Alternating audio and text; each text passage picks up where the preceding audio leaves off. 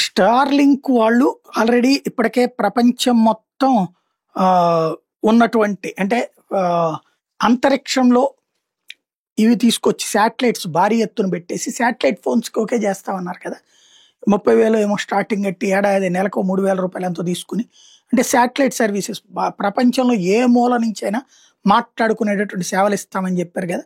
ఇంకా భారత్లో కూడా అప్రూవల్ అయింది కానీ ఇంకా లైన్లోకి రాలేదు. వాళ్ళు తమ శక్తిని చూపించుకొచ్చారు. ఎయిర్ ఫ్రాన్స్ వాళ్ళకి సంబంధించినటువంటి అంటే ఇవేంటి గాల్లో ఉన్నా కూడా పనిచేస్తాయి. ఎందుకు అవి శాటిలైట్స్ పైనే కదా ఉండేది. అంటే విమానంలో ప్రయాణించేటప్పుడు కూడా ఈ ఫోన్లు పనిచేస్తాయి అనమాట. ఇప్పుడు తాజాగా చూస్తే స్టార్లింక్ వైఫై ఎంత దాకా వెళ్ళిందంటే 35,000 అడుగులు ఎత్తట.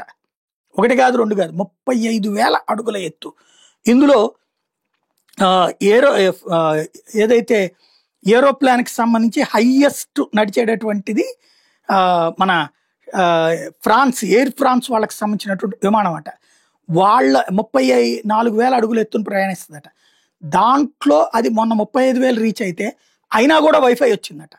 ఇది ఓవరాల్గా అద్భుతమైనటువంటి చేంజ్.